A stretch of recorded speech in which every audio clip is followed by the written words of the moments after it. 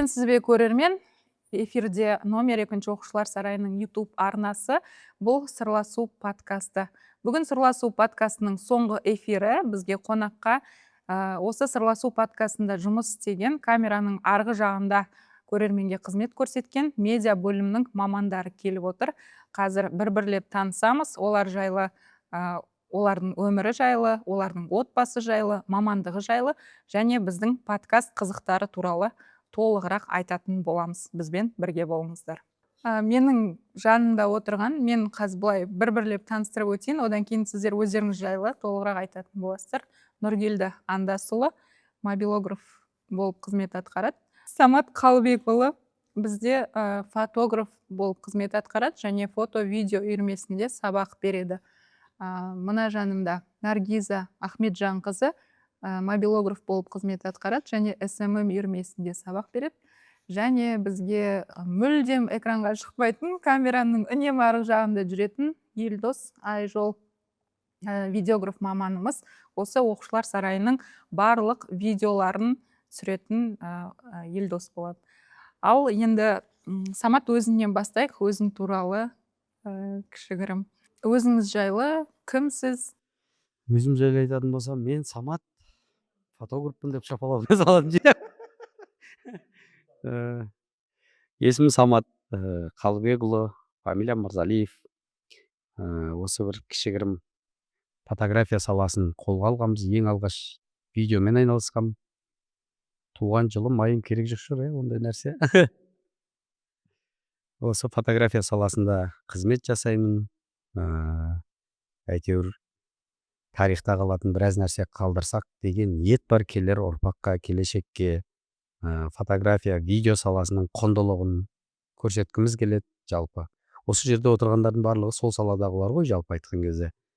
Нұргелді біздің арамызда бойдақ, ең сұлу. Жоқ бар. Мен есімім Нұргелді. Мобилография үйірмесінен берем. Бізде бірінші рет түсіп жатырмық бұндайға. Эксклюзив. Жас мамансың. Жас маман. Үйірме жетекшісіміз. 60 шақты оқушыға мобилография үйірмесінен сабақ береміз. Азды көпті кішкене жұмыс жасап жатырмық. Біраз оқушылар жақсы нәрсе, жақсы білім алып жатыр деп ойлаймын. Біздің арқамызда барлығымыз осы медиа бағытына аямай жұмыс жасап жатырмыз. Наргиза. Мен есімім Наргиза. Мен СММ мобилография үйірмесі жетекшімін. Және де Instagram парақшасында команданың ішіндегім. Мен осы мамандыққа негізі 2020 жылы келгенмін. Өзіме ұнайды және де оқушыларға пайдалы болу менің парызым ретінде көремін. Сол. Елдос. Мен есімім Елдос. Біз де осы видео саласындамыз. Мен де осы оқушылар сарайы ашылғаннан бастап осы жерде істеймін. Сол оқушылар сарайының медиа командасында жұмыс істеп жатырмыз. Сол бізде Елдоста да бірінші видеосы емес па түскен, Мен бірінші видео. Бізде жалпы видеоға жоқпыз ғой, байқадың ба? Гүлнұр, сен үйреніп қалғансың, бізге уже как-то басқаша уже. Интервьюдің өзін әрең айтамыз ғой, біз бұндай подкастты қоя бергенде. Біз только түсіргенді жақсы көреміз ғой. Бірақ түсірген кезде де еще біз айтамыз ғой. Былай істе, сол кезде біліп тұрамыз да. Түсетін кезде не айту керек екен біліп тұрамыз да, бірақ өзімізге келгенде как-то уже қобалжу бар барлығымызда. Камераның алдында барлық адам қобалжиды негізінде.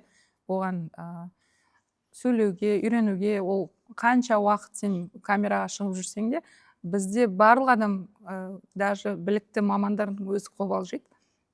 Енді өзім туралы айтып өтсем, Гүлнұр Сүлейменқызы, журналистпін, 10 жылдан аса уақыт осы журналистика саласындамын. Журналистика мамандығын Халықаралық Қазақ-Түрік университетінде кәсіби журналистика мамандығын бітірдім. Содан кейін мектеп оқып жүрген кезде осы журналистикаға қызығушылық туып, сол кезден бастап жайлап журналистика саласына келе бастадым. Енді осы мамандық туралы айтайық. Енді Сырласу подкастының ең бірінші несі танытқан мұғалімдерді танытқан кезде біз осы мамандығы жайлы сұрап бастап таныттық қой. Енді өзіміздің де мамандығымыз туралы осы салаға қалай келдік, қандай қызметтерде болдық, оқушылармен жұмыс істеу барысы қалай болып жатыр, қиын ба, оңай ма, қызық па деген сияқты сол туралы айтып өтсек. Маған қарады, мен Самат бастай берем ау деймін да. Самат ағай бастаңыз. Суретке келуге дейін мен ICD Records деген студияда істегенмін. Қазір қазақ әуендері. Сол жерде звукорежиссер болған, звукпен айналысқам жаңағы. Бүкіл Қазақстанның әншілері өлеңдерін жібереді бізге. Біз соны мен скомфоновать етіп, барлығын жинақтап, кассеталарға, дискілерге бөліп, запистерін тарататтым. Барлығының уровеньдерін туралап, музыкаларының уровеньдері әрқайсысы әртүрлі музыка болып кетпеу керек. Оны былай түсіндірсек болады. Кино көріп жатсаң, киноның дауысы жай болады да, рекламаның дауысы айқайлап кетеді ғой. Соның барлығының уровенін бірдей қоямыз. Сол нәрсені контроль жасап, басына сол кассетада бар өлеңдердің рекламасын жасап отыратын тұғым. Мысалы, 15-18 өлең болатын болса, 18 өлеңнің барлығынан қысқаша үзінділер алып, содан ролик жасап отыратын тұғым. Содан келе ары қарай бір күні ой келді, видеомен айналыссам деген ой келді. Сонымен видео камера алдық, камера алып, онымен той түсірдік біраз уақыт. Фотоаппарат алдым қасына қосып. Сөйтіп келе той саласынан репортажный журналистика саласына қарай өттім. Фото журналистика саласына қарай. Ол Өте қызық сала. Ол енді өте қызық сала. Былай қарасаң ақшасы жоқ сала негізі. Фото журналистика, фотографқа түк қызық емес сала негізі. Бірақ тарихқа жұмыс істейтін сала. Былай қараған кезде. Той түсіріп ақша тапқан оңай, бірақ фотожурналистикада вообще былай қараса ақша жоқ ол. Айлық, бір айлыққа семьяны бағу деген оңай емес ол. Бұл қазақтың тарихын қалыптастыратын біздің өңірде бір санаулы бір саусақпен санарлық фотографтар бар, бір 5-6 фотограф шығар ары кетсе. Солардың қатарында құдайға шүкір қазір есімім қалыптасты. Біраз таниды. Есімім қалыптасты дегенде осы жерде анығырақ айтайықшы, қаладағы мысалы қандай суреттерді түсірдік. Мен қалаға дейін интернетте жүрген біраз суреттерді мен білуімше түсірдім. 2015 жылы облыс әкімдігіне жұмысқа келдім мен. Баспасөз қызметіне фотограф болып, ол жерде енді Бейбіт Бәкірұлының әкім болып тұрған кезі өте бір жаңалдегі фотографияға келген кезде өте бір таңдаған екен. Маған дейін 7-8 фотографтар кіріп шығып кетке берген екен, барлығы жаңалдегі 2 күн жаңа не алады ұшытқаны. Мен айттым, 1-2 сурет түсірдім да, сіз қаласыз жаңағы 2 апта стажировкада боласыз дейді. Маған түк қызық емес стажировка деп айтты. Нұрлыбек Жеңісбектің қазір аппарат басшысы Ақтауда. Маған ол қызық емес дедім. Сөйтіп болады, 250 мың айлық берем, 250 мың теңге деген тойда бір тойдан алып келем ғой мен Алматыдан. Шындығына келген кезде де сол ақша жағын келістік әйтеуір, енді оны айтпай ақ қояйын. Айлықты келістік, сонымен сол жерде қалатын болдым. Содан бастап жалпы фотография өнеріне мен аяқ бастым десем болады. Оған дейін менікі тек қана біреудің қызықшылығы, біреудің тойы, ол бір адамның ғана тарихы болып қалыптасатын дүние еді. Фотография саласы, енді мен репортажға кіргеннен кейін барып түсіндім, досты. Фотография деген өте үлкен өнер екенін сол кезде мен көзім ашылды десем болады. Енді журналистермен репортажға барған кезде бір қиын қызықты бір сәттермен бөліссең. Журналистермен жүрген кезде жалпы өте қызық болады негізі. Барлығы әр нәрсені түсіріп жатады. Өте қызық сәттер болады. Әсіресе сол Қандай репортаж есіңде қалды мысалы? Ең қызық сәт ол Өзбекстанда болды. Қазақстанның жылдары болып жатқан экспода. Енді ол кезде бір Алматыдан бір орыс фотограф келді. Сәкен деген оператор бар. Екеуміз облыс әкімі ол кезде Жансейіт Қансейітұлы бірге барғанбыз. Бір орыс менсінбейді, адам көрмейді. Біздің Сәкен екеуміздің бір негізі қандай бір құйтырғы нәрсеміз бар тұғын жалпы. Екеуміз 2 аяқта тіреп аламыз, 2 бетінен. оның аяғы маған тіреліп тұрады, менің аяғым оған тіреліп тұрады, арамызға ешкім кірмейді, тіреп аламыз да, общем түсіре береміз. Ол жерде Миржиёев президент, Нұрсұлтан Әбішұлы президент ол кезде, тағы да өте үлкен делегациялар. В общем, былай қараған кезде почти сокрытый нәрсе болып жатыр. Ар жақта экспо іште болып жатса, біз басқа жаңа екі президенттің кездесу, Қазақстанның представительдерінің жаңағыдай айтып анау түсіндіріп жатқан сәттерін түсіріп жатырмыз. Толай енді адам өте көп. Сондай бір сәттің бірінде, в общем, жаңағы орыс кеп қысылады ғой біздің арамызға. Итереді, біз кіргізбей тұрмыз. Тура қарадым, сол орыс, Сәкен де қарады. Орыс деп жалпы негізі бөлмейміз ғой, бірақ негізі тура сол моментте ананың әңгімесі де ұнаған жоқ бізге, бір-екі әңгімелестік. Вообще бізді менсінбейді, адам көрмейді, короче. Қоймайды, суретке түсіріп жатырмын. Сәкен тұрып алған жанында видео, ол да тақап алған қолын. Иықпен иық, аяқпен аяқ тіреліп тұр ғой, короче, бізде. Арамыздан шыбын өтпейді конкретно ше. Анау орыс жұлқынып жатқан еді, екеуміз екі жаққа қарай қашып қалыпты. Аяғынан подножка қойып жіберді, бетпен құлады президенттердің алдына барып. Енді шыны керек ана жерде цоптар дайын тұрады ол жерде. Оператор видео көріп, содан кейін цоптар көп болады ол жерде ше. Енді екі президент кездесіп алып. Пакет сияқты әкетіп қалды ғой, белдігінен ұстады да былай қарай. Құлаған үшін ба? Ой, енді ол жерде кедергі болмау керек қой. Мысалы, екі президент тұр алдымызда. Мысалы, біз тұрсақ, біздің алдымызда 3 метрдей жерде уже президенттер тұрады, 4 метр ары кетсе. Сондай жерде тұрып түсіріп жатырмыз. Сондай сәт болған. Тарихи сәттер жалпы көп. Түркістанның ең алғашқы. Жоқ, мен сұрағаным, операторларға, әсіресе журналистерге түсірме дейтін моменттер болады ғой. Сондай кезде бір техникаға зақым келіп, өзіңді жаңағыдай шығарып жіберген сәттер, сондай кездер болды. Жоқ, ондай сәт болмаған. Жалпы барлық жерде субординациямен жүреміз, үйреніп қалғанбыз. Бізге келетін операторлар да сондай тұғын. Басында бірақ жалпы мен енді облыс әкімінде баспасөз қызметінде істеген соң, облыс әкімі бізге айтатын жаңағыдай, сендер көзімсіңдер, сендер арқылы барлық бізді халық көреді деп айтатын. Былайша айтқан кезде ол енді турасын айтып тұр ғой енді. Сондықтан бізге көп нәрсені жүктейтін тұғын. Операторлардың жүріс тұрысын барлығын өздерін қадағаласаңдар, алып жатқан кадрларына да мән беріңдер жалпы негізі ше. И сосын бізде бұрынырақта мен жаңадан келген кезімде байқайтынмын, бізде мысалы екінші этажда 16 этаждық акиматта, екінші этажында үлкен зал болса, әкімдер сол жерде үлкен адамдар отырса, жаңа прокурор болсын, қайсысы болсын, министрлер болсын, келген кезде отырса, біздің операторлардың сауатсыздығы болатын. Ол кезде артынан да айналып өте беретін, алдынан да өтіп кете беретін кесіп. Сол нәрсенің бәрін қалыптасты уақыт келе барлығында. Бұл жерден кесіп өтпейтін болды, айналып өтетін болды. Сондай нәрселер. Бір-біріне былайша қараған кезде операторлардың бір-біріне сыйластығы пайда болды. Ар жақта біреу түсіріп жатса, мынаның артынан адам өтіп баратса, ол да болмайды, жарамайды жалпы. Оқушылардың енді фотография саласына қызығушылығы қалай? Енді сен өзің айтып жатсың, ол салада ақша жоқ деп. Қазір оқушылар негізі өте ақылды, өте білімді, табысы бар салаға қарай таңдайды да негізінде да балалар. Саған келетін оқушылар, сен оларға қалай түсіндіресің? Жалпы сурет саласы, видео саласы, енді менде фото және видео монтаж үйірмесі ғой менде.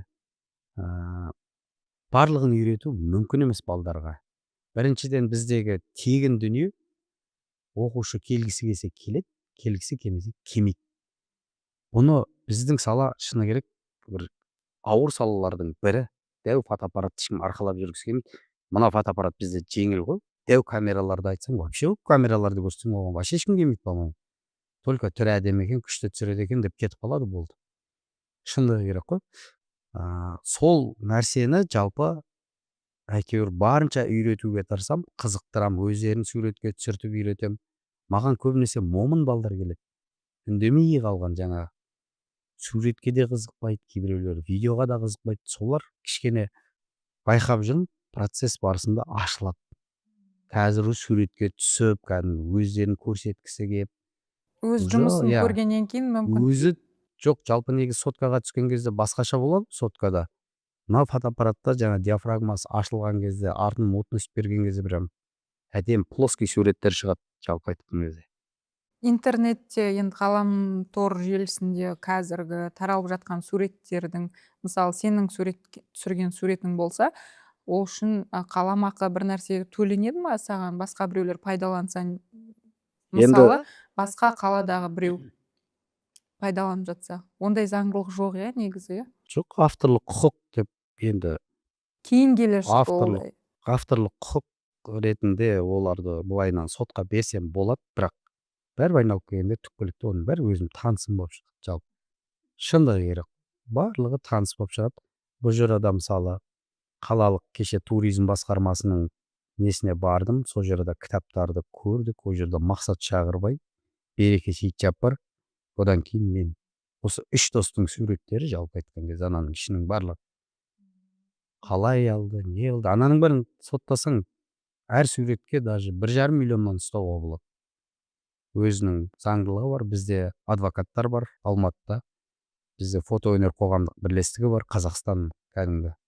Ол жерде адвокаттар да жұмыс істейді, полный барлығы бар, қалыптасқан қазір фотография саласы. Ана сотқа беретін болсақ, бірақ кеп көрінішті боласың ғой, не керегі бар енді, ол суретті қазір пайдаланбағанда қашан пайдаланады? Фамилиямыз тұрады, главный, басты кітаптың артында. Иә. Нұргелді, өзіңе кезек берейік. Мамандық жайында сөйлесіп жатыр едік. Мамандық. Негізгі мамандығымды айтайын ба? Жоқ, мамандығың SMM екенін білемін. Өзің негізгі мамандығың, иә, бізде Иә. әртүрлі мамандықтың иелері келеді да, мен мынаны оқыдым, одан кейін мынандай болдым деп айтып кетеді ғой, сол сияқты. Иә. Негізгі менің мамандығым мұғалімдік, информатика пәні мұғалімі. Бірақ сол сала оқып жатқан кезде майболография саласы енді дамып жатыр еді. Сол кезде қызығушылық пайда болып сөйтіп кеттік. Мен де студент кездері Canon дейтін бірінші өз таныған Canon деген фотоаппарат болған. Сонымен түсіруді бастадық. Эксперименттер, сабаққа қатысты съемкалар болды. Ол кезде онша түсіре алмайтынмын. Өзі телефонымды нашар еді мен. Кейін келе өзіміздің достарымыздың айналамызда мектептің айналасында съемкалар басталды, бірақ нақты былай кіріскен кезім карантин кезден былай қарай болды. Неге? Себебі мен мұғалімдік болып мектепке кірген кезде мұғалімдердің жұмысын көрсету үшін видео түсіру керек болды. Өйткені мектепте ешкім жоқ. Иә. Сол жұмысты жерде көрсету тегін үшін істеп видео жүріп түсіру сосын үйрен.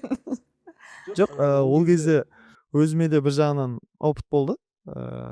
Видеоға ашық сабақтар түсіріп бастадым мен телефонмен. Ең бірінші.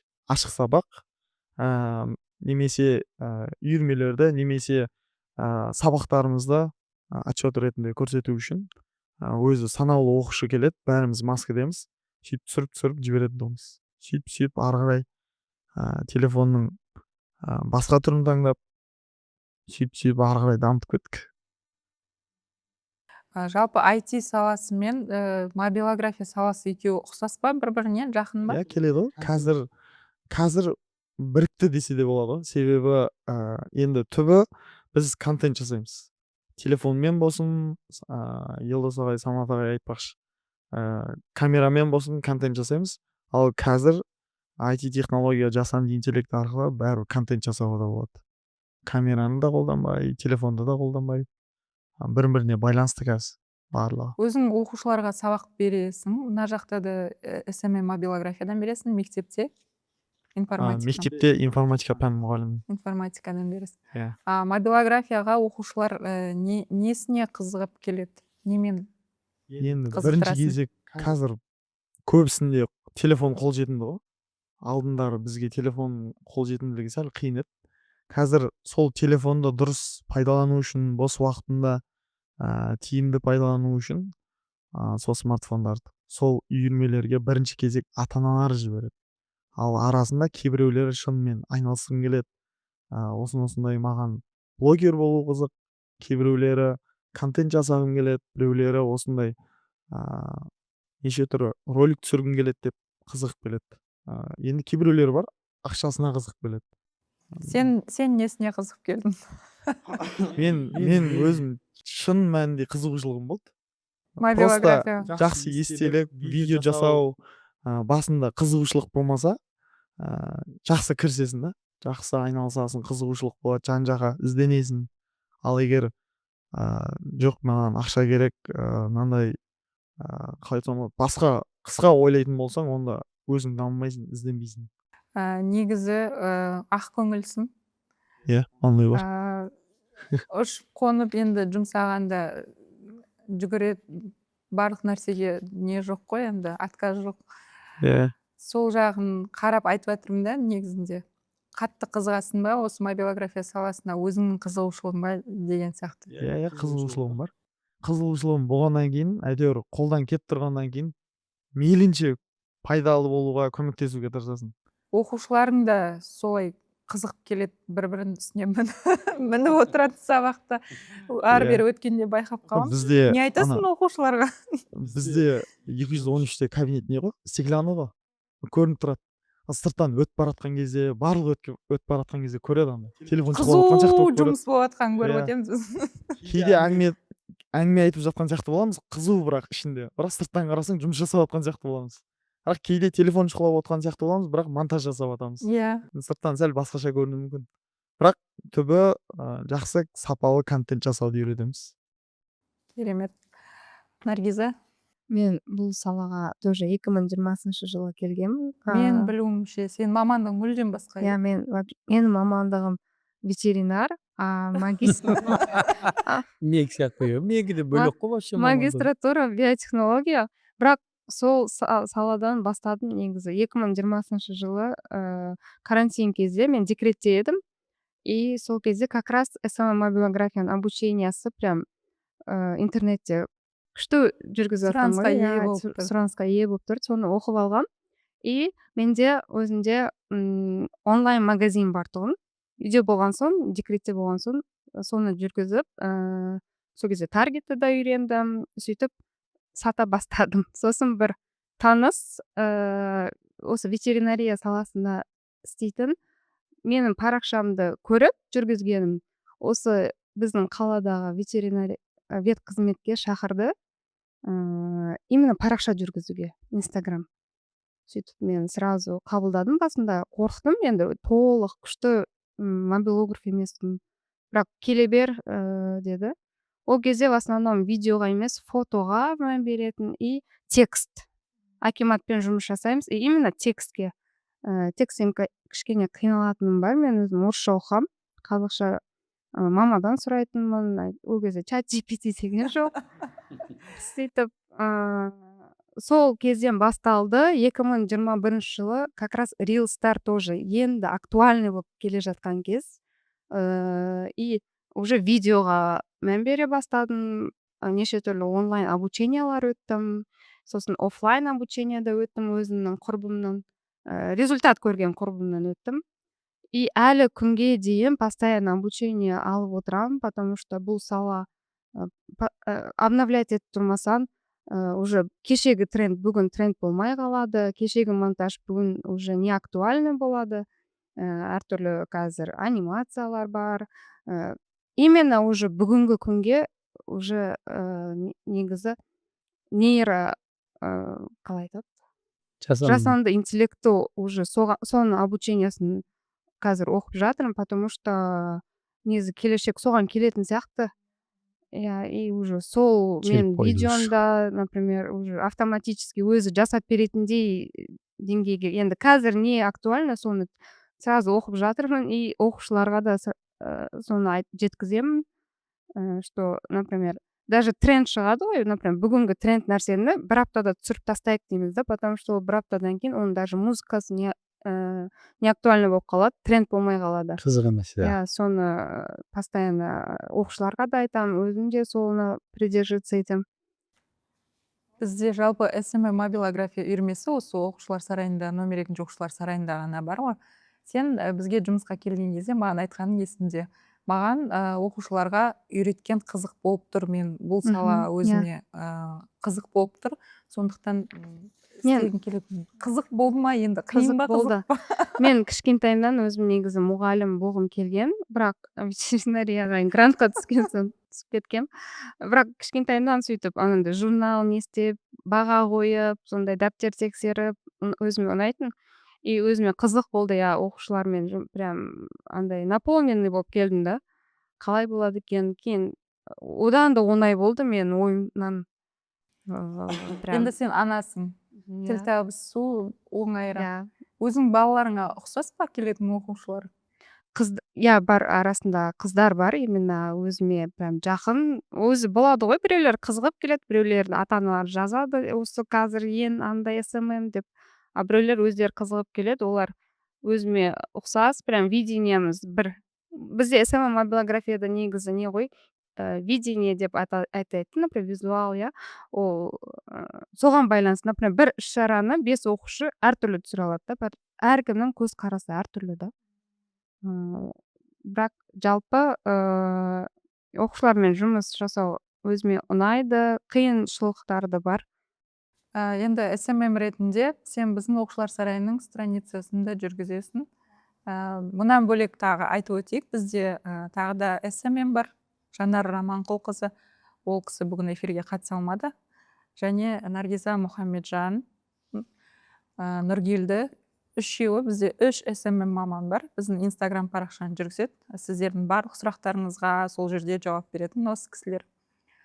Инстаграм туралы айтып өтсең, ата-аналар тарапынан қандай нелер келеді, ұсыныстар келеді, немесе отзывтар келеді? Енді в основном бос орын сұрайды ғой бізде ата-аналар. Жалобтар да көп, и жақсы отзывтар да көп, реакциялар да көп. В основном ол, шынымды айтсам, мен дайректтің сообщенияларына жауапты емеспін, Жанар жауапты, сол үшін былай толықтай жауап бере алмаймын. Елдос, өзіңе келсек, видеография саласы туралы, жасаған жұмыстарың туралы, сенде де бір тарих бар. Біздің тарих сол мектеп кезінен басталды. Қызығушылықпен бастап сол ауылда түсіріп жүретінбіз, ол кезде мектеп оқимыз әлі. Сосын қалаға келген соң енді студент кезде жаңағы түске дейін колледжде болдым, түстен кейін уже жұмыс істеу керек, сондай замандар болды да. Сосын жұмысты қалай не істесем болады деп жүрген кезде біздің ауылда ағаларымыз бар, осы видео фото саласында той түсіреді да. Солармен хабарласып, солай түсіріп көрейін осындай деп олар хорошо кел, үйретеміз деді. Мен білмеймін, ол кезде ауылдың жаңа камерасы, ол кезде қаланыкі бәрібір качество болу керек қой. Жаңағыдай сен түсіргенсің ғой, үйреніп кететін шығарсың деген оймен студияға барып солай осылай көрсетті. Мен алдымен түсіріп жүрген соң кішкене вообще білмейтін адамға қарағанда кішкене более-менее болдым да. Сөйтіп үйреніп солай тойдан бастадық негізі. Фотода түсірдік, видеода түсірдік. Соны енді келе өзім білдім, что фотоға қарағанда видеоға кішкене жақындау екенді. Солай сөйтіп жүрген кезде Оңтүстік фильм деген киностудия бар бізде, Түркістан облыстық мәдениет басқармасына қарасты. Сол жаққа жұмысқа кірдік, киностудияға. Концерттер, облыстың, қаланың, сол концерттермен жұмыс жасап жүрдік. Сосын облыс ауысты ғой неге, Түркістанға. Сол кезде облыс әкімшілігіне кірдік жұмысқа, жұмыс барысымен. Сол кезде Түркістанға көшіп бардық. Самат ағаларымыз бен Сәкен деген ағаларымыз бар. Осы кісілерден енді кірдім. Оңтүстік фильмге 1 жылдан кейін уже мен әкімшілікке бардым да. Ол кезде мен енді колледж енді кішкентай баламын да, былай айтқанда. Уже әкімшілікке жұмысқа кірді деген өзімде де кішкене не болды да. Серьезно қабылдау болды. Ол жаққа барып, мысалы ар жақта енді бізде шығармашылық қандай ғой, уақытқа қарамайды ғой. Мысалы концертті кешке түсіреміз. Кейде жұмысқа кешігіп келесің, сөйтіп жүрген кезде уже әкімшілікке ауысып маған кішкене әжептәуір поворот болды да, былай айтқанда. Азан сағат 9 жұмыста болу керек, ақ көйлек, қара шалбар деген сияқты. Солай осы жақтан келіп ағаларымыздан біраз үйрендік. Енді өмірдің өзі сабақ қой негізі. Солай домалап келе беріп, сөйтіп жүрген кезде тоже ол жақтан жұмыстан шықтық. Енді жүрдім, қарасам былай енді өзім былай тарихыма шолып қарасам, бір андай да, өзім көңілім толатын ештеңе істемегенмін дәл сол уақытқа дейін да, 2020 жылға дейін ба, примерно 2020-2021 жылдар. Адамның әңгімесін тыңдап отырсам. Енді уақыт мысалы өтіп барадыр ғой. Мысалы 2017-де кірсем, уже 4-5 жыл өтті. Соның өзінде мысалы солай ойлана бастадым. Иә, қатты результат болған жоқ. Солай жүргенде Шымкентке ауысып келдік. Облыстан. Сосын Бейбітжан деген ағамыз бар. Қазір салт дәстүр орталығы деген мекеме бар Шымкент қаласында. Сол жаққа жұмысқа кірдім. былай айтқанда 300 мың айлықтан 60 мың айлыққа келдім ғой Шымкентке. Уже Түркістаннан қайту керек болды былай айтқанда. Сөйтіп жаңағыдай қызық емес нәрселерге түсіріп кеттік та. Постоянно әкімшіліктің іс шаралары, постоянно бір мерекелер, бір непонятный түсініксіз қызық емес та. Сосын қалаға келдік. Осы қалада жаңағыдай біраз шығармашылық осы қаладан басталды ғой Шымкенттен былай айтқанда. Оғанға дейін тек қана жаңағыдай мемлекеттік жұмыстарды істеп жүрдік. Қалаға келіп, сосын жаңағы Бейбітжан Мүслимов деген режиссер ағамыз бар Алматыда.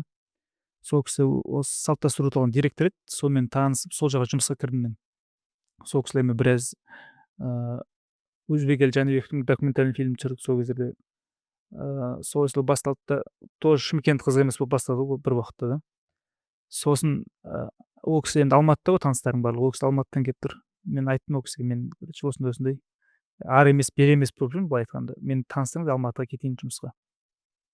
Сөйтіп жүрген кезде мен өзім қалай айтсам болады, бір қызығып сондай болсам деп көріп жүретін адамдар болады мысалы интернетте. Азамат Дулатов деген оператор бар Алматыда. Ол қателеспесем біздегі шығып жатқан кинолардың, біздегі шығып жатқан мықты клиптердің бәрі СНГ полный ол кісіні таниды. Азиатский Оскар Далдос былтыр. Сол кісіні көріп, соған қызығып жүрдім. Солай таныстырыңыз дегенде мен досым бар Азамат деген деп сол кісіні айтып тұр ғой, короче, анатында. Ағам Бейбітжан деген ағамыз. Ол ішіне қуанып бір уақытта номерін бір досым хабарласты еді. Мен көріп қызығып жүрген адаммен прямо сөйлесіп жатсың да былай айтқанда. Хабарласам, хорошо кел деді.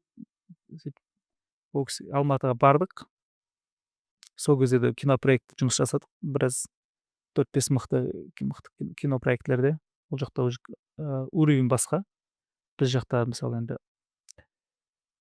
Алматыдағыдай дамымаған біздің Шымкент. Именно кино саласы, видео той саласын білмеймін, бірақ кино саласы Алматы қатты дамып кеткен бізге қарағанда. Бізде озып кетеді ғой. Иә, той сала бізде. Сосын солай байқасаң оператор, фотографтардың барлығы ақша түсетін жаққа қарай ауып кеткен да былай. Қазір бұның айтып отқан творчество жағына кеткен, көңіл бөлген. Акиматты айтып отыр, Акимат қызық емес еді. Акимат деген өте қызық жер, бірақ адамның творчествосын өлтіретін жер. Ол жерде событие деген былай. Жылына не деген событие болады? Жеке шығармашылығын өлтіреді да жер. Ол жер шығармашылықты өлтіреді. Ол жерде шығармашылықпен бірге алып жүре алмайсың ол ситуацияны. Ойлануға шама жоқ, короче. Только стандарт нәрселер түсіресің. Тек қана бір нәрселер. Ол жерде қалыптасасың. Енді Акиматтан бастағаныңмен кітапта суреттерің жүр қазір мысалы да.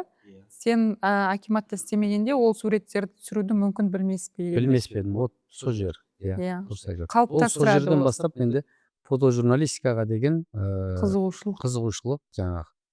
Фотоның не только ақша, бұл жерде фото деген артқа келер ұрпаққа қалдыратын тарих екенін түсіндім. Видеоны да, фотоны да сондай екенін түсіндім да. Вот сол жерден бастап менде қалыптасты сол нәрсе. Я любой адамның мысалы мына жерде қазір Нұргелі, Самат ағай болсын, сіздер болсын, журналистикада, фотожурналистикада мысалы сырттан көрген адамға просто фото түсіріп жүрсін, или болмаса просто бір нәрсе жазып жүрсін болып көруі мүмкін. Бірақ әр адам өз ісінің біледі ғой, қиын емесін да. Мысалы мағынасын аша білу керек. Журналистиканың өзіне лайықты қиыншылықтары да бар, қызықшылықтары өзіңіз білесіз. Фотода тоже, видео саласында сырттан көрген адам просто камераны ұстап алып жүру емес, ол именно кино саласы, ол мысалы кішкене білімді қажет етеді да, ойлануды. Мысалы ол жерде тек қана камерамен емес, уже камерамен жұмыс жасайсың, светпен жұмыс жасайсың, эмоцияны бере білу керек. Жақсы адамды қалай көрсетесің, жаман адамды қалай көрсетесің. Сонымен кумиріңнің қасына жұмысқа бардың. Иә, сол кісімен жұмыс басталды. Қандай кино түсірдің ба, не істедің енді ол жерде? Біз ол жақта оператор емес, свет саласында жүрдік. Свет қойдық киноларға. Мен басында тоже стажировкаға бардым, бірінші проектіге. Сосын 15 күн болды. Смена деп айтылады, 15 смена болды. Сосын хорошо жұмыс істейік деп бір-бірімізге жаңағыдай. Ол да енді көңіліне шыққан шығар ол кісінің. Сосын одан кейін платный проекттер қосылды ақшаға да. Сол 4-5 проекті болды. Сосын қазір енді семейный жағдайға байланысты мен Алматыға бара алмай жүрмін. Келіншегім әлі студент деген сияқты. Келешекте ой бар Алматыға барамын. Бүркіт деген кинолар түсірдік. Министерствоның тапсырысы бойынша дәстүр деген кинолар түсірдік. Дәстүр қайсы? Дәстүр бірді. Кәдімгі Ужастик. бірінші шыққан ужастик дәстүр киноны түсірдік. эксклюзив деп айтатын бар еді. Иә, Мен дәстүр. білмеппін. Жалпы осы сырласу подкастында бізде көптеген мұғалімдер келді ғой енді. Осы жердегі істейтін мұғалімдердің өзі біздің мұғалімдерімізді осы подкаст арқылы таныды. Бізде мысалы Бабыр деген мұғалім болды.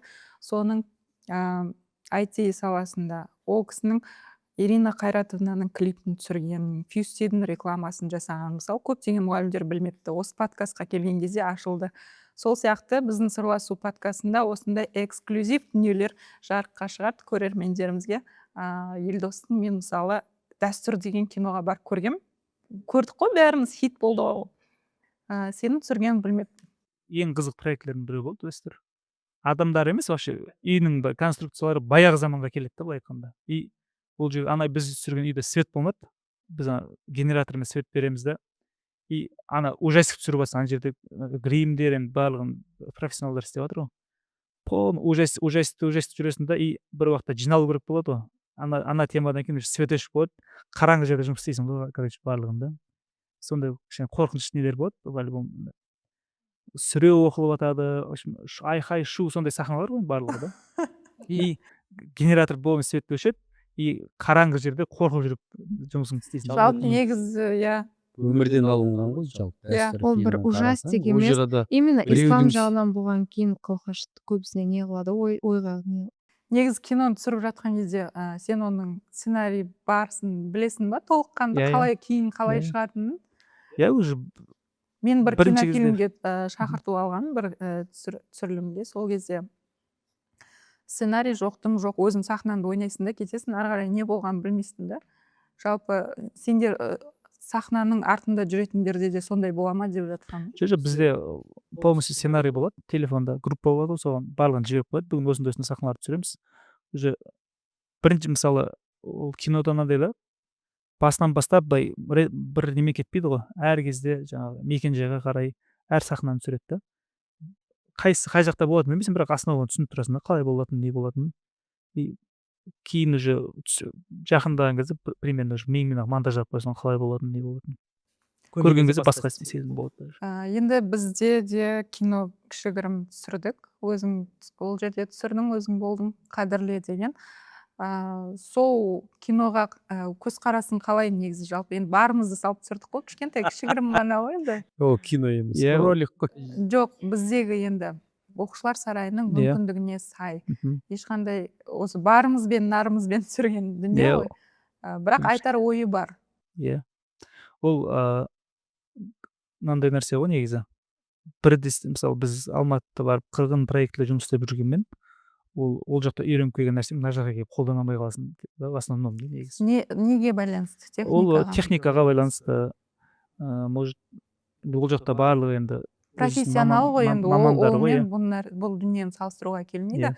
Бірақ бізде кішігірім болса да идеология бар. Енді таратып жатқаннан кейін, біздің YouTube арнамыз жұмыс істеп жатқаннан кейін, бұл нәрседе кішігірім адамдарға әсер етеді. Сондықтан да сұрап жатқаным негіз жалпы осындай роликтер, осындай видеолар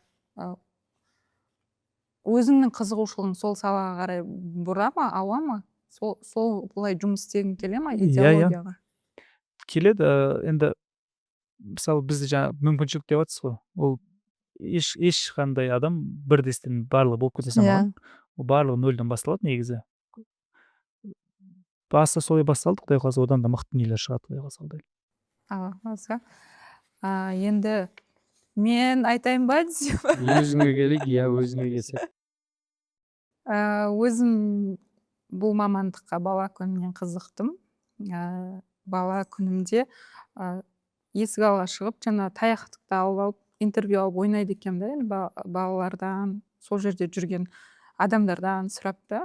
Бізде ол кезде ШТВ арнасы деп айтылатын еді ғой, қазіргі оңтүстік арнасы. Шымкент қалалық телеарнасы. Балалар редакциясы болатын, сол жерде балалар бағдарламасы болатын. Біздің үйге жақын, өзімнен өзім сол жерге барып, жаңа Қазыбек би көшесінде орналасқан. Мен эфирге шығам деп кәдімгі. Ол кезде редактор Қалбек Атжан деген марқұм журналист болатын, бұрын Хабар телеарнасында істеген. кіріп кеткен ғой, ата анасыз ештеңкесіз сол уақытта бір 7-8 сыныптың оқушысы болсам. Жаңағыдай қарайды да, Қалбек Атжан, қалай журналист боласың, сен жаза аласың ба? Жоқ, маған эфирде сөйлеген ұнайды, мен сөйлеймін, телевизорға шығамын. Сөйтіп сол жерде жаңа балалардың эфирін көріп 4 сағат күткем ана жерде. Ол мені кіргізе ма, қабылдай ма, қабылдамай ма, әйтеуір күтіп отыра бергенбіз. Сол жерде адамдар кіргізіп, сонымен мен сол балалар редакциясына шықтым, хабарына шығып жүрдім. Одан кейін Айқара көз деген бағдарлама болды, этнографиялық хабар. Сол жерде шықтым. Түнгі сарын деген поэзия оқитын бағдарлама болды. Сол жерде шықтым. Сөйтіп журналистикаға деген қызығушылығым оянды. Одан кейін Замана газетіне мақала жаза бастадым. Ол жерде кәдімгі ауқымды проблемалық материалдар көтердім. Прописка туралы, сол өзіміздің ауылда прописка жоқ, су жоқ, жаңадан көшіп барған ауыл 10-шы сыныпта. Пропискаға тұра алмайды адамдар. Сол мәселені көтеріп, Замана газетінің ол кезде аты дүркіреп тұрған уақыт, соған шардым. Содан кейін Иса Омар деген журналист кісі, мықты кісі, осы Замана газетін басқарып тұрған ол уақытта жаңа шақырып, хатын беріп, сен журналистикаға келсең жаман болмайсың деп жаңағыдай құттықтап сол уақытта қолдаған.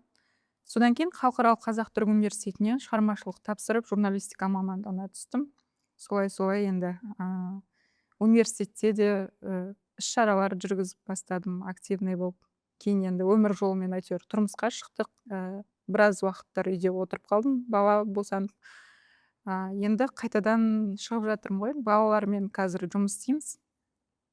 Осы жерде өзім журналистика үйірмесінде журналистикадан сабақ берем. Бағдарлама түсірдік. Балалар бағдарламасын өздерің білесіңдер. Уақыт телеарнасына шығып жатыр. Меморандумға отырдық Уақыт телеарнасымен. Жалпы оқушылармен жұмыс істеген қалай екен? Қызық па журналист бола тұра? Иә, қызық. Мен өзімнің сол уақыттардағы бір бала күнінде өзім журналистикаға келіп жатқан кезде жаңа камерадан қорқып дірілдеп сөйлей алмаған кездерім, маған кім үйретеді деп андай жалтақтаған көздер бәрі есіме түседі да, андай барынша енді мейірімді болып түсінбеген балаға, енді өзім де ана болғаннан кейін баланың тілімен түсіндіруге тырысам. Өте күшті өнерлі оқушыларым бар.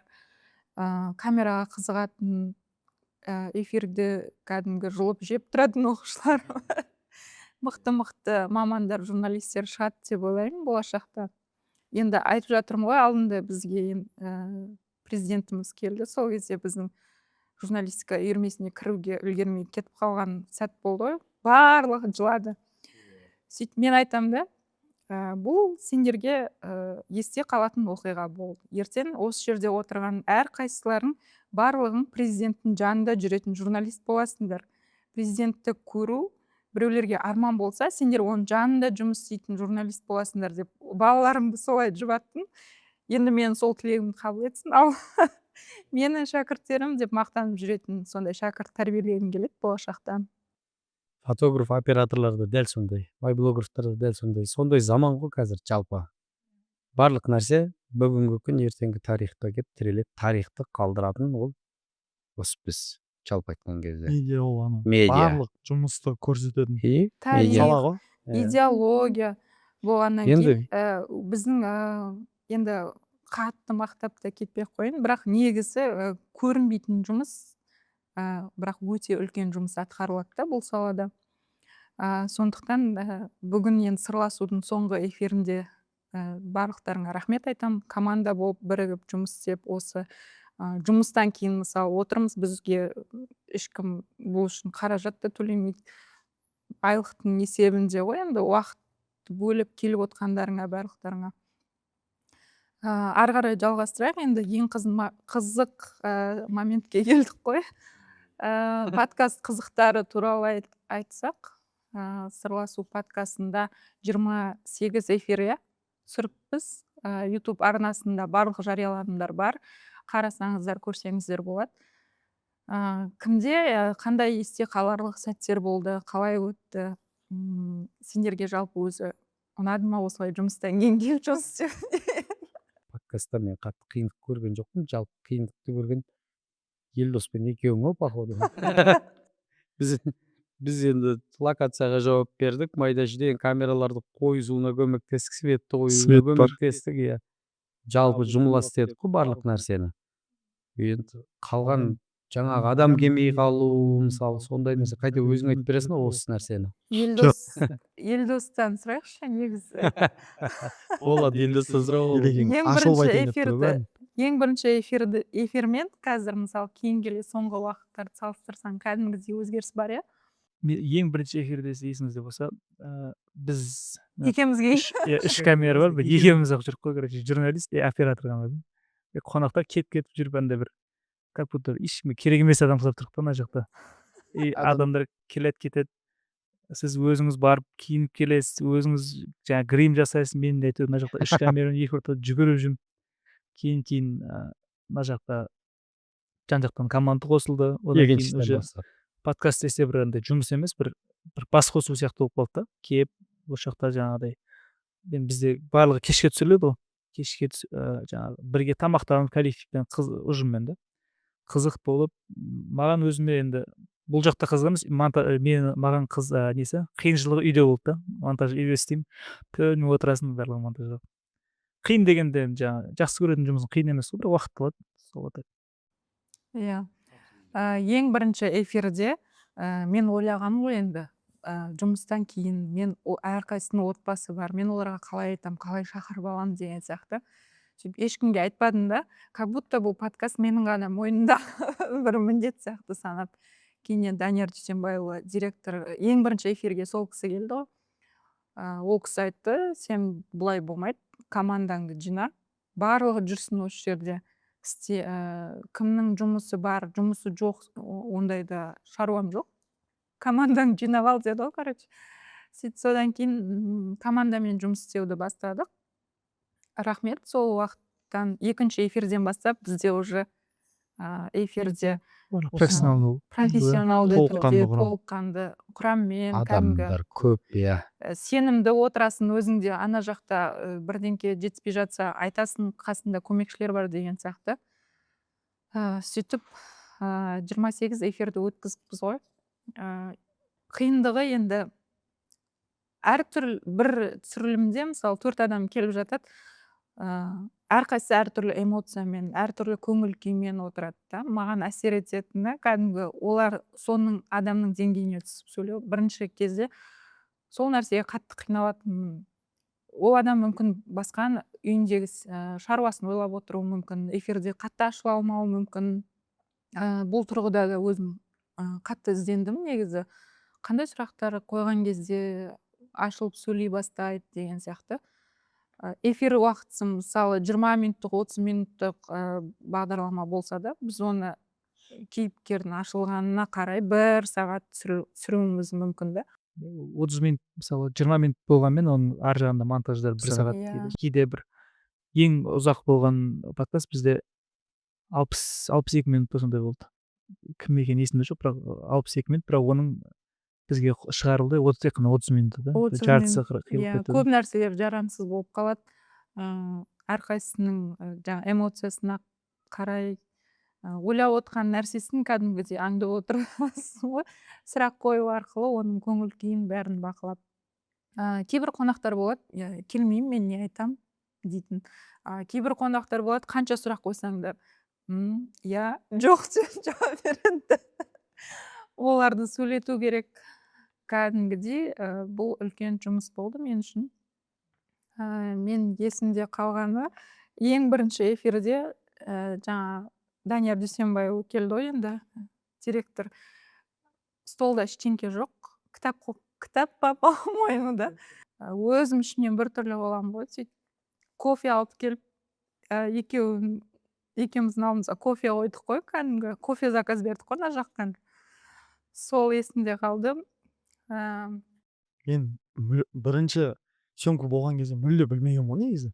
подкаст Білмедік, болады біз деген. білмедік. өздері өткізіп жіберген ғой А, бізге. бәсе сондай ма? Біз Ешкім білмедік. білген жоқ. Жалғыз мен былай ойладым. Жалғыз маған ғана айтпаған ба деп ойладым. Сөйтсем Сайынге де айтпаған Ешкім екен. Наргизаға да екеуі айтпаған екен. тыныш Күнде тихаря чаттан білдік өздері қой, аккуратно ертең келіп. директорды Кейін- жиналыс деген кез. басында Кейін- түсінбедім мен сол Сосын жаңағыдай дәкең бір жазып заман. чатқа. Болмайды бұларың. Ой, Келіңдер бірлігің. деп, бұл түрлі Жалпы болмайды. подкаст бірігіңдер. бәріміздің басымызды қосып Иә. қойды. Жалпы Иә. негізі подкаст өте қызықты болды негізі. Мен лично өзім Иә, өкінбеймін. Қандай кейінгі күшті болды. келген қонақтардың Енді біз бәрін еркек бізге ештеңе қылмайды да, мысалы білінбейді үйде. Ал жаңағыдай қыз балдары мысалы қиын Маған мысалы да, қиыншылығы бұларға енді сол тамақ болды, иә. істеу бар, анау мынау. Бізге рахат қой мына жерде тамағымыз дайын, шайымыз бар. Ішіп, әңгіме айтып, әр мұғаліммен сырласып отырамыз иә. Сен ана жақта сырласу өткізіп жатқан кезде мына біз жақта өзіміз сырласу. қосып қойып бәрімен сырласып өткізіп отыратын. Сырласу екі болып отыр мына жерде. Сырласудың көкесі сол жерде отыратын. Олар не айтамыз деп отырады. Біз айтамыз не түк қиындығы жоқ. Кәдімгідей жұмысыңда не істейсің соны айтасың болды дейтінбіз. Ол жерден уже дайындап жібере беретінбіз былайша айтқан кезде. Бізді құратпаймыз десеңші. Құратпайды не қой шай ішіп құратпайсың ғой. Ақтап қайту керек. Наргиза өзің айтсаң. Менде қиыншылық тұрмыстағы адам болған кейін, иә, сол кешкі уақыт болған соң кейде 11-ден аса қайтатынымыз бар. Сол болды, бірақ үйдегілерге рахмет, түсінікпен қарады. Сонда да Нұргелді біледі. Кейде бір ұрысып алатынымыз бар. Бірақ болады? жалпы подкаст Не, Нұргелді біледі. жақсы ғой, біз Білдіртпей ұрсатын аға жеңгелеріміз бар ғой. Болды. Сол сияқты. подкасттың арқасында бірақ барлық мұғалімдермен таныстық қой. Былай сабақ барысында онша үше алмайсың. Осы SMM мобилографияның бір жақсы жері негізінде барлық үйірмемен сен қарым қатынастасың да. Тек қана бір өзінің сабағын беріп, келіп кетіп жүрген адам емессің. И подкаст тоже самое. Көп адам келеді, уже басқаша жұмыс жайлы әңгіме емес, басқаша әңгімелер айтылады. Сол, Еркін. иә, еркін болды. Коллектив емес, Таныстық, басқаша жақынырақ таныстық, например. Иә, журналистика саласы да жалпы сол ғой, көп таныстық арттырасың, кез келген жерде танысың болады деген сияқты. Бізде бірінші эфирде мысалы мұғалімдер әрең келіп жатса, кейін уже Сыйлықпен келді. эфирге шыға бастағаннан кейін басқа мұғалімдердің қызығушылығы туа бастады. Өздері сұрап бастады да, мен барсам бола ма подкастқа, мен шықсам бола ма деген сияқты. Кімнің сұхбаты? Елдос, сен монтаж істедің ғой, бір тыңдайсың ғой енді жалпы монтаж істеп отқан, тыңдаған келесің келмесін тыңдайсың. Сен есіңде қалды бір әсерлі болған сұхбаттар бар ма? Монтажы, именно подкаст монтажын тез істей алмайсыз да. Басқа монтаждарды тез істеп тастауға болады.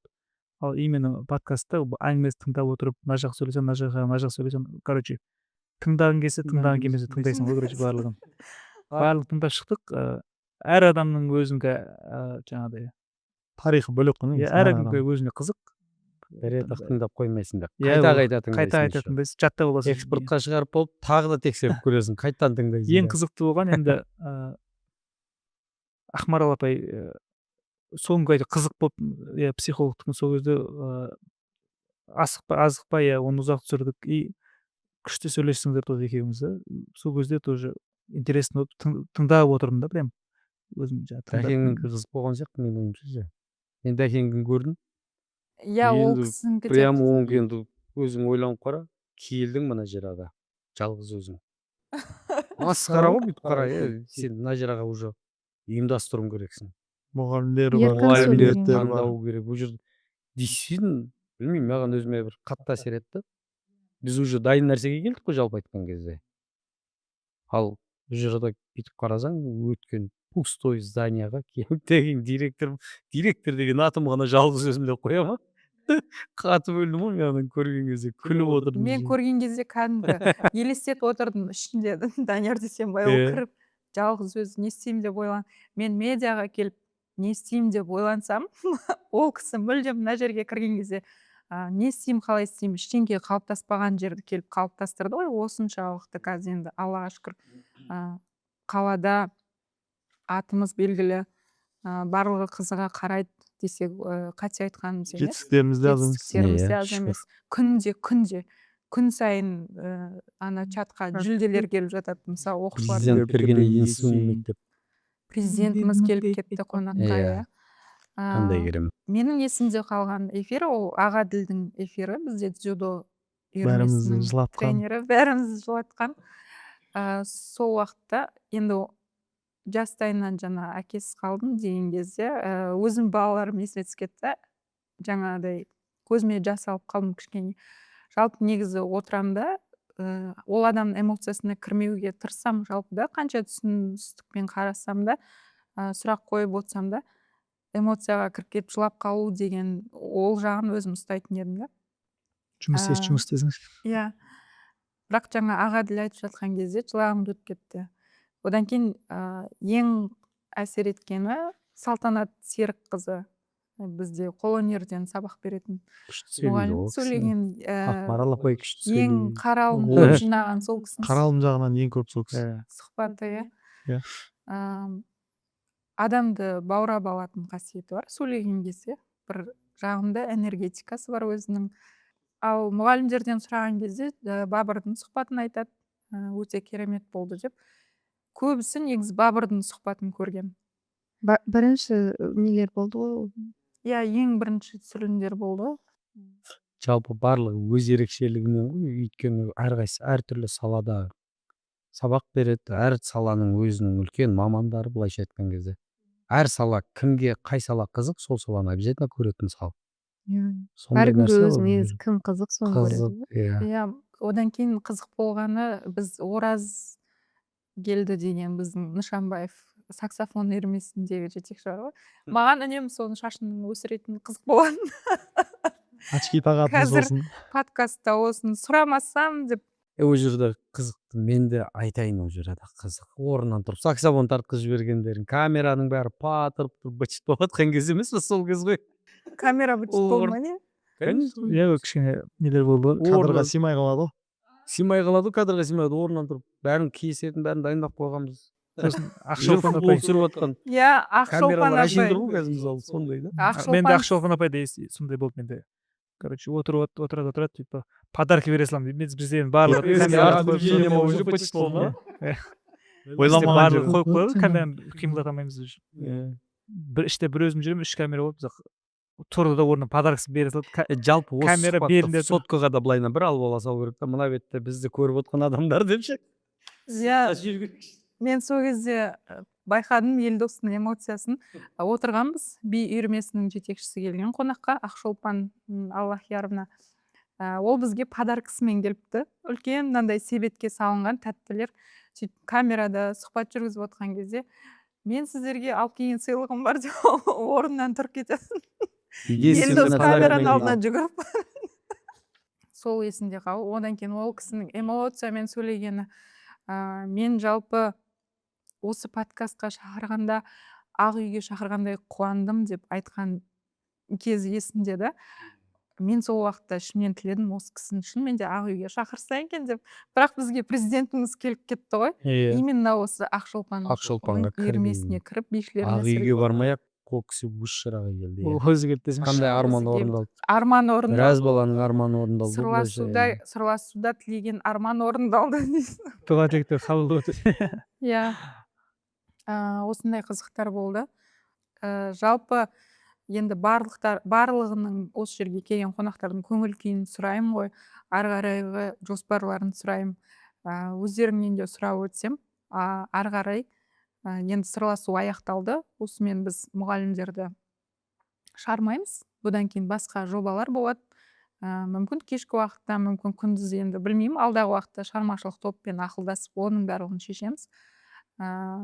Жалпы біздің медиа команда туралы, алдағы жоспарлар туралы өздерің айтып өтсеңдер. Енді ол балалық шақтан келе жатқан ойлардың бірі десем болады. Енді кішігірім осы жерде бір заведениеміз, өзіміздің мекеменің ішінде балалардың қатысуымен бір қысқа метражды бір сериалдар бастасақ па деген ой бар. Иә. Бірақ ол әжептәуір қаржыны требовать етеді. Жалпы негізі біздің уақытымыздың барлығы ақша десек болады. Себебі бір айлыққа қарап жүру бізде не болады, қиын болып қалады мысалы. Соны менің өзімнің ойым бір қысқа метражды бір 30 минутқа немесе 20 минуттық па 20-30 минуттың арасында бір қысқа метражды бір сериалдар бастау керек деп ойлаймын. Негізі мына жерде балапандарды қатыстырып небір өнерлі балдар бар бізде жалпы уже. Нұргүлді. Подкаст бастамаға жақсы жоба болды негізі. Осының өзі жақсы тәжірибе болды. Мен телефонмен, енді мобилография болғаннан кейін телефонмен подкаст түсіріп көргем. Бірақ надан кейін жақсы тәжірибе болды. Осыны түсіре келе басқа да жобаны қолымыздан келеді деген сенім пайда болды. Біріксе көп тірлік бітеді дегендей. Бұл жобамыз оңай емес пе? Алдағы Бірігіп уақытта істесек істейміз. осы командамен біріксек, тағы да қызықты жобалар бар, идеялар бар, әртүрлі бағыттағы үйірмелеріміз бар. Осыдан бір қызықты дүниелер шығаруға болады. Негізі подкаст мен үшін де күшті бір опыт болды. Мен осы арқылы, например, свет қоюды кішкене болса үйрендім, потому что мен мобилограф ретінде экспертный видеолар түсіремін да, бұдан бөлек ше. И свет қоюды бұрын мен жалпы онша білмейтін, потому что дайын студияға барып түсіреміз, или кәдімгі далада түсіре береміз. Потому что в основном модельмен жұмыс жасаған а экспертный видео ол сәл қиындау, и сол жерде уже қараңғы тамға, например, любой локацияға сен свет қою керексің. И кішкене осы есіме түсірдім, так қай жерде, например, мынандай цветной светтер артында тұратын, например, андай основной светтер, например, контровой деп атайды. Сол маған күшті не болды, опыт болды. Ары қарай негізі любой медианың жұмысына біз қосыла береміз. Главное, заманға сай дүние болса, например, бізге SMM мобилограф енді біз, может, фотографтар, видеографтар сәл басқаша ойлайды. Біз, например, более просмотрға көбінесе, охватқа, и біз сол жағынан, например, заманға сай болып, сондай дүние болса, ары қарай жұмыс жасай береміз. Біз сапалы дүниеге қатты мән береміз ғой жалпы. Сапаға қараймыз деп мақтанып кетсем келе ғой. Енді мобилография оңай дейді, біреулер қиын дейді. Әркімге әртүрлі негізі да. Ол қалай айтсам болады. Оңай дейді, оңай, ешқандай жұмыс оңай емес. Ешқандай жұмыс оңай емес. Оны мысалы мобилограф просто телефонмен түсіріп, ол монтаж бар, мысалы, ол барлығы айналып келгенде телефонмен түсірсең де, камерамен түсірсең де, ол халыққа приятно болу керек, қайсысымен түсірсең де. Ал камерамен мықты түсіріп, ол былай айтқанда просмотр жинамаса да бойсын да. Ол лучше телефонмен түсіре салған дұрыс деген сияқты. Телефонмен де біраз жұмыстар істеліп отыр қазір. Мен өзім жаңағыдай мобилографияны өзім мойындаймын, что ол жақында келді, ол жақсы дамып жатыр. Ал екеуі екі сала негізі да. Мобилография бөлек, именно жаңа профессионал жағы кішкене бөлек. Екеуімен де жетістікке жетуге болады, екеуімен де жақсы ақша табуға болады. Идея келетін болсақ, команда біріксе ештеңе де қиын емес деген ойға келдім осы подкастта. Өйткені бізде басында ештеңе болған жоқ, бізде камера болған жоқ. Мынандай микрофондарды әйтеуір жан-жақта жинап жүріп істедік. Оның барлығы Данияр ағайдың бастамасымен болды. Досыңды алып келдің. Басында басқа көмекшіге достарымызды алып келдік. В общем, идеялар бар. Алда уақытта Құдай қаласа көресіздер. Көресіздер. Елдос айтты, болды, көресіздер. Жалпы енді бүгінгі подкастта тағы да бізде 3 адам бар, бұдан бөлек медиа бөлімде. Ол кісілер келе алмады. Елена Карпенко деген журналистіміз бар. Отырар телеарнасында журналист кәсіби. Ең бірінші эфирде сұхбат алған болатын, ол да біздің орыс тренерлерімізден алған болатын. Одан кейін Замира Алдабергенова деген журналистіміз бар, Шымкент келбеті газетінде жұмыс атқарады. Ол кісі де осы подкасттың жұмыстарына өте белсенді атсалысқан. Барлықтарыңызға рахмет айтам. Шақырған уақытта келіп, қызмет етіп, осы оқушылар сарайының тыныс тіршілігін, мұғалімдерін танытуға атсалысқандарыңыз үшін, жұмыстан кейін келіп осылай уақыттарыңызды бөлген эфирлер үшін барлықтарыңызға алғыс айтам. Жалпы осындай бірлікте болайық, тек бірлікте болған кезде ғана керемет дүниелер туындайды деп есептеймін. Менің өзімде Самат сияқты жаңағыдай кино түсіру ойыма келеді, идеялары болашақта енді қаржыландыру болып жатса, осы саланы қолға алғым келеді. оқушылардың жаңағы эфирге жаңалық жүргізуге үйреткім келеді, сюжеттерін дайындауға, дикторлыққа үйреткім келеді. Бұл нәрселердің бәрі келе дамиды деп ойлаймын. Өйткені журналистика үйірмесі деген осы уақытқа дейін болмаған негізінде да біздің номер 2 оқушылар сарайында ашылып, біз алғаш рет жаңағы КТП дейді ғой, календарный планды жасадық. Не өтеміз оқушыларға, не үйретеміз, ол қалай болады деп. Енді алдағы уақытта ол одан әрі қарай дами түсетін болады. Өйткені мен өзім бала күнімде жаңағыдай Самат өзің айтып жатсың ғой, бізде қызықтық, бізде ештеңе болған жоқ, жоқтан бар жасап үйрендік. Бізде мен бала күнде де ештеңе болған жоқ. Журналистикаға мысалы келген кезде бұндай үйірме жоқ, бізді жетектейтін, үйрететін адам жоқ. Әркімге жалтақтап, эфирлерге кіріп, телеарнаға кіріп кетіп, осылай келдік журналистика саласына. Осының бәрі мен оқушыларға оңай болса екен деймін. Келешекте бір журналистикаға деген қызығушылығымен баспалдағын осы жерде қалап бергім келеді. Келесі салаға, сфераға, телеарнаға барған кезде оларға камера таңсық болмаса екен, оларға свет деген дүние, микрофон деген дүние таңсық болмаса екен деп қызмет істеп жатқан жайымыз бар.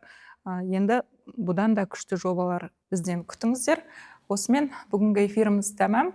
Аман, сау болайық, жақсы, жарқын жобаларда жүздескенше.